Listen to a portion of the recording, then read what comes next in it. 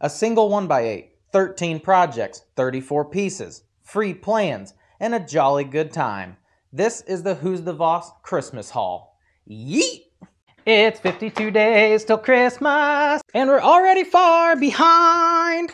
Today, I am hoping to get 1, 2, 3, 4, 5, 6, 7, not you, 8, 9, 10, 11, 12, 13 projects from a single 1x8x8. But first, let's hear from Ace Hardware, today's sponsor. Because if you're building a rocking chair, Ace Hardware has the wood you're looking for. Usually they do pretty good, but this one, not so good. I'm chopping it up anyways.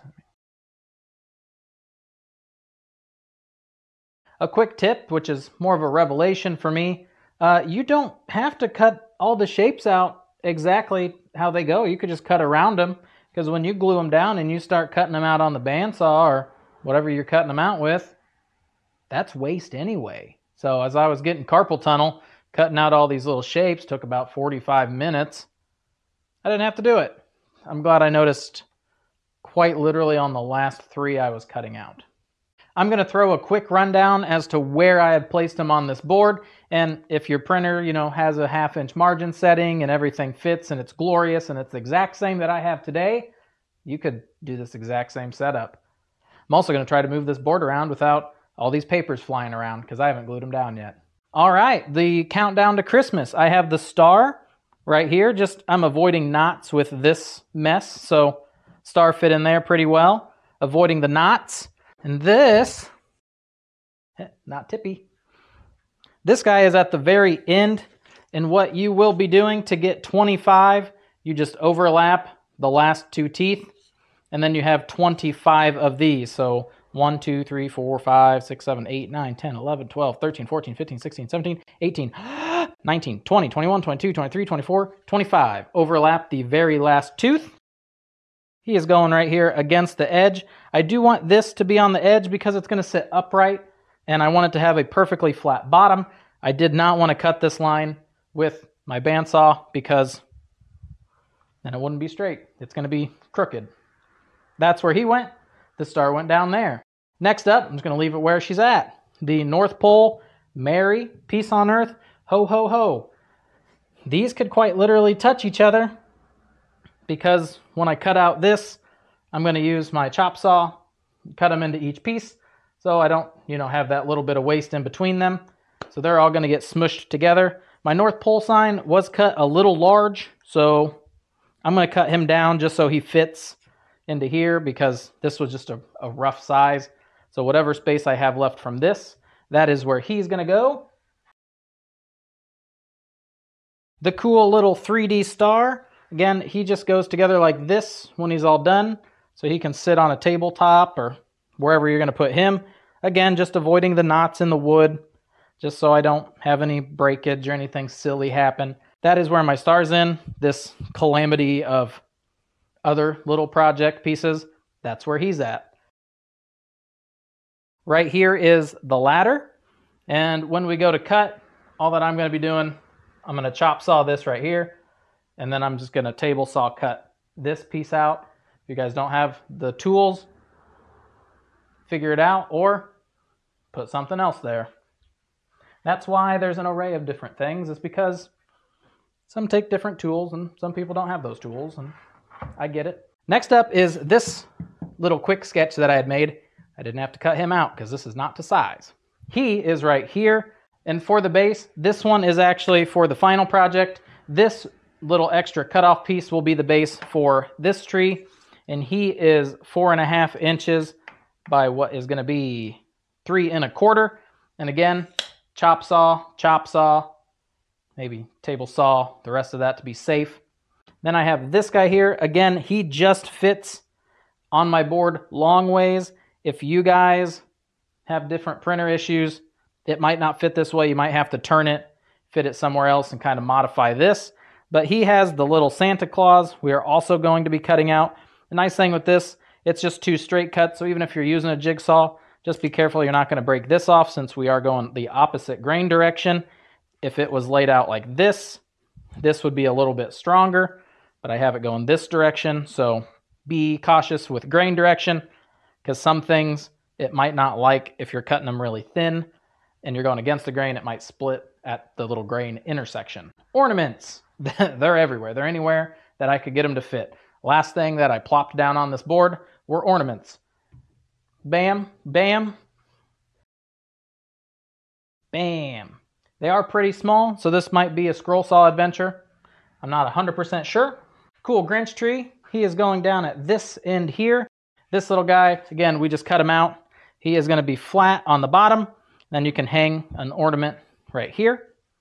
He takes up a good amount of space, but wifey was excited about it, so got to keep him. And then the cool little 3-tree trio set with the little tea light thing. It's just these 3 trees. They're different sizes. You put them on a little base, which is this base here at the end. They go on this base here, and you just line them up in, you know, a cute arrangement. You cut out the little spot for the tea light to go. That is what I'm going to be cutting out. This will all be laid out in the plans for you as well as to how I am laying the board out. It's actually going to be a screenshot of this, so I hope you like it. I glue all of the templates to my board at the beginning because it's a little bit more visually pleasing. First up is the blanket ladder. It is the easiest project.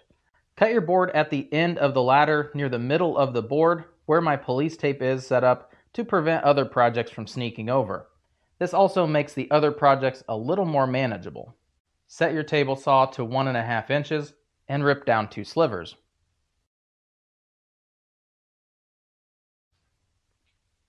Back at the miter saw, cut the board at 40 inches or 10 inches, whichever way you want to go.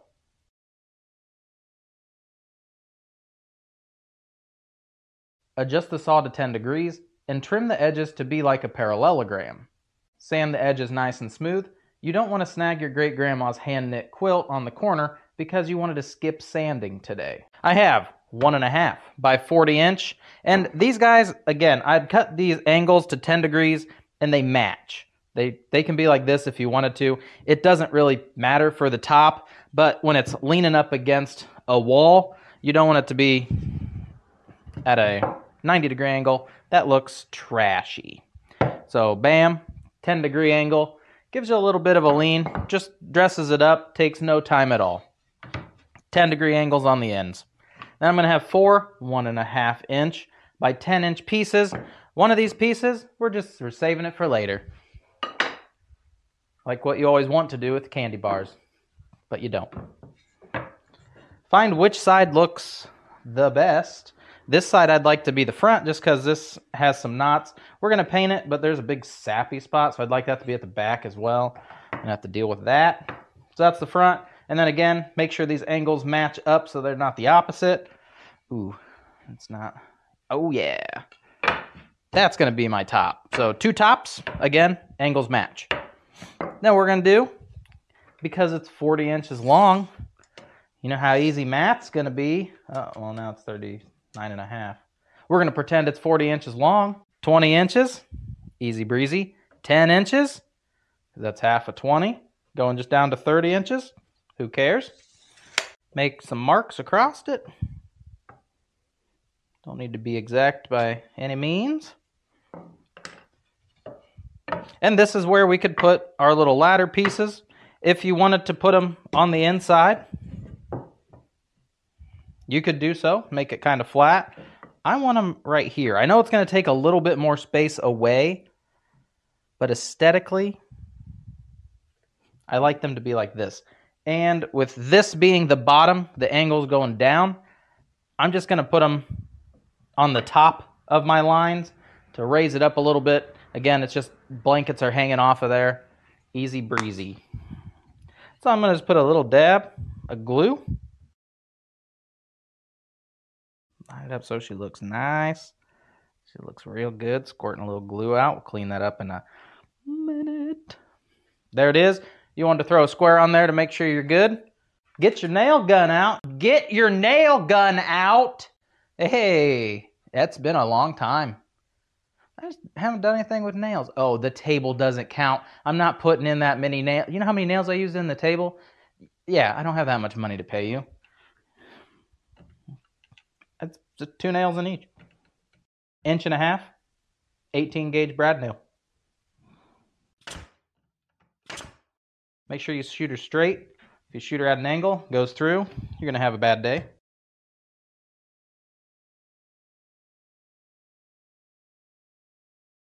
Wipe off our excess glue.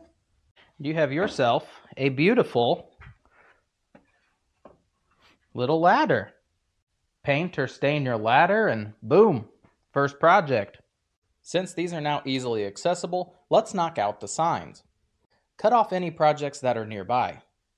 Then cut off the North Pole sign since it is a little bit taller. I wanted my ho ho ho signs to be square, so I am ripping the board down to 3 inches on the table saw. Otherwise, you could just leave the board at the size that it is. Cut the signs out with the miter saw. I am cutting the ho ho ho first since those are the smaller pieces in this bunch. Keeps my hand toes farther away from that blade. And trim off any of the 45-degree corners. Sand your project to perfection. Break out that collapsible paint booth we all have hidden behind our workbenches. And paint or stain them to your liking.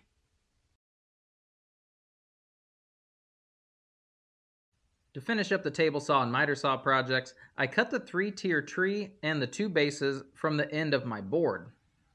Lining up the lines with my table saw blade, I cut the 2 pieces down to their desired widths and 2 1/4 of an inch for the 3-tiered tree.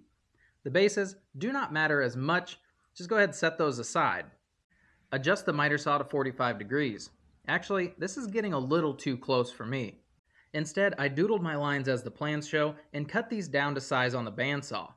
If you do not have a way to mark out 60-degree angles, that is just fine. Starting at the peak, just kind of make up a line to match for each side, and then at the bottom of the board, I measure in 1/2 inch, and that's where the next board will begin, so it gives it that little tiered effect. This is all sap right here. I was leaning down doing some voiceover recording, and I went to pull my arm up. Half my hair came off because where that board was sitting overnight, freaking got sap everywhere. What I originally came to the workbench to tell you is I'm not a fan of this base for this tree. Even if I had it turned like this, it's a little bit skinnier, it looks better, and honestly, you could leave it like that, drill out a hole, put a tea light in there, and it would show the tree effect. That actually might be pretty cool. That's not what I'm going to do. What I'm doing is I'm going to take just a cheapy 2-inch hole saw. I'm going to drill a hole into here, and then I'm going to put it onto the bottom board. And, it's a different shape, and I think it'll look cool. Let's see what it looks like. And for assembly, all I'm going to do is just put a little bit of glue in between each of these joints. It's probably best you put it on the top, because if you put it across the entire bottom, you're going to be into those little lips, and that's not where we want to be. And again, about 1/2 inch on each is just the overlap that I had left. If you guys were fortunate enough to get a cut piece like this, you can use that on the top to clamp them into place. Otherwise, just give them a good squeeze. It ain't holding up a house. It doesn't have to be structurally grade. Might as well just glue this in place right now. Why not, Already got the clamps going. I was going to put a screw in them, but get them lined up. Oh, knees. You're done. Every single project left here in front of me is going to be completed either using a jigsaw, your bandsaw, scroll saw, one of those little hand saws, one of those tools. And I'm not going to bore you project to project saying, cut this out the jigsaw, cut this out the jigsaw, cut this out the jigsaw. Zip, it wastes my time, and more importantly, it wastes your time. So get these cut out how you see fit. I will give you a couple tips as you go. The stars may not line up with the exact width of your 1x material. So just make sure that those are perfect. Again, it's a printing thing. If it adds margins, if it doesn't add margins, it adjusts all of the plans.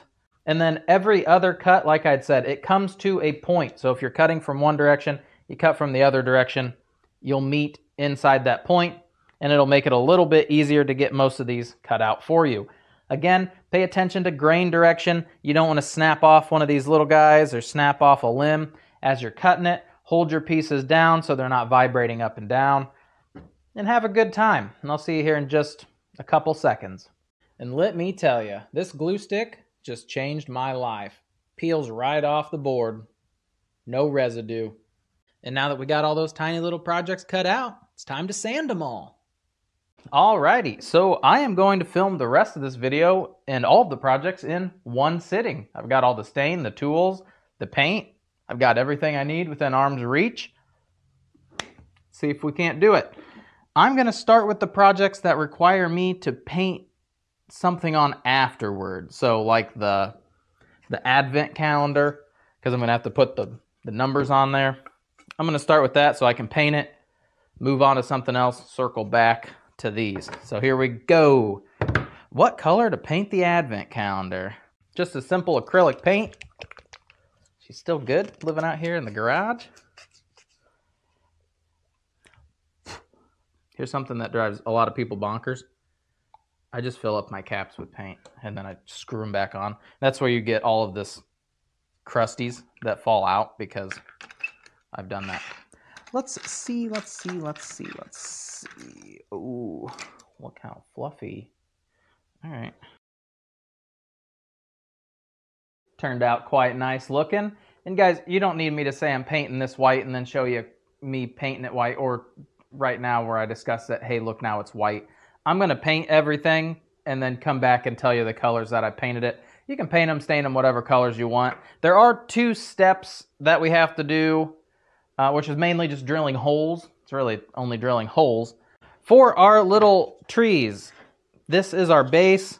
The trees are going to go like this. Like I said, look how freaking adorable they are. They might have to go like this. I kind of want them to curve around. I'm going to drill a hole right here for a tea light. Hey, sweet. Right here. I'd like it to be the same distance from both directions. So maybe like put it right here, you know. I didn't grab a ruler, so that looks good. So to get that drilled out, I'm just using 1.5 inches. Looks like it's the right size. This is going to be a little scary sitting down, but... And you're only really drilling down almost until you see the bottom of the Forstner bit, the top of the Forstner bit. Because you don't want to go all the way through the wood, because if you want to pick this up, your tea light would still be sitting there. That'd be silly. Told you, I ain't standing up.